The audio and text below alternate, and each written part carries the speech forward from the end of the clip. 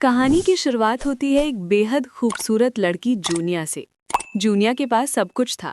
दौलत, स्टाइल, शोहरत और एक परफेक्ट लाइफ। वो एक अमीर परिवार से थी। उसका बॉयफ्रेंड भी हैंडसम और रईस था।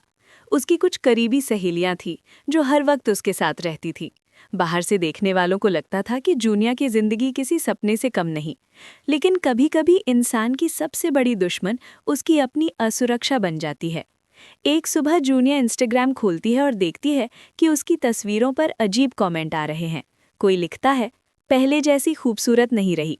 कोई कहता है, चेहरा मोटा लगने लगा है। ये शब्द उसके दिल में उतर जाते हैं। वो सोचने लगती है कि शायद उसे वजन कम करना चाहिए। उसकी नानी, जिसने उसे बचपन से पाला था, और उसकी माँ दोनों उसे समझाती हैं कि वो जैसी है वैसी ही खूबसूरत है। लेकिन जूनिया ठान लेती है। वो कड़ी मेहनत करती है और कुछ ही दिनों में 2 किलो वजन कम कर लेती है। खुश होकर वो अपने बॉयफ्रेंड के साथ डेट पर जाती है। वहाँ उसका बॉयफ्रेंड उसकी फ़ोटो क्लिक करके इंस्टाग्राम पर डाल देता है।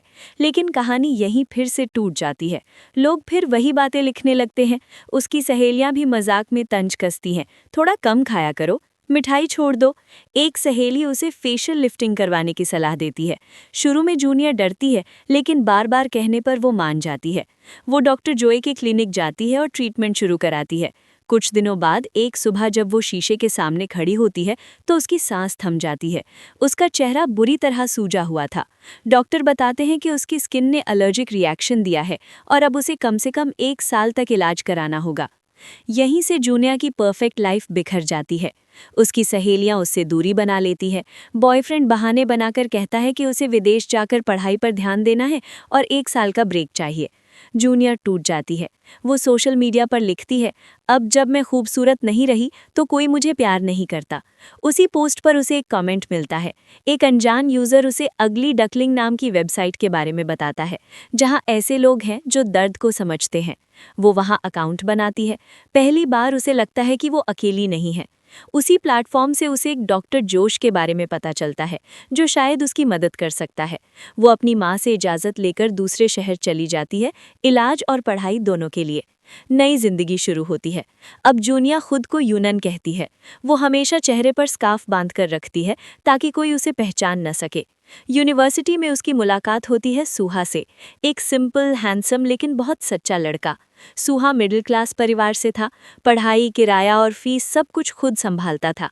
वहाँ उसकी दोस्ती वी से भी होती है, जो हमेशा मजाक करता रहता है और यूनन को हंसाता रहता है। लेकिन यूनन की जिंदगी यहाँ भी आसान नहीं होती।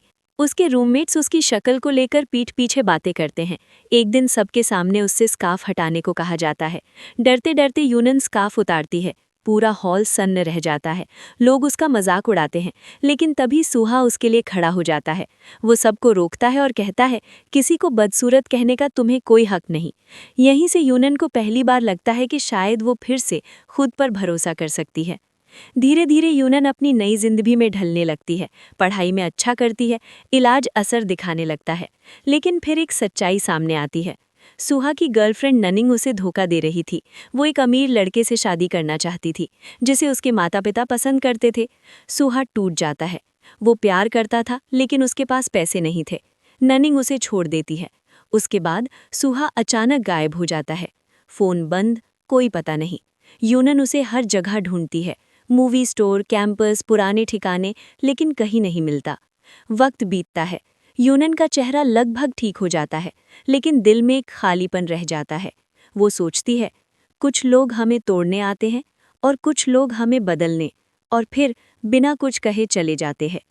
कहानी यहीं खत्म नहीं होती, क्योंकि कुछ रिश्ते अधूरे नहीं होते, वक्त पर रुके हुए होते हैं।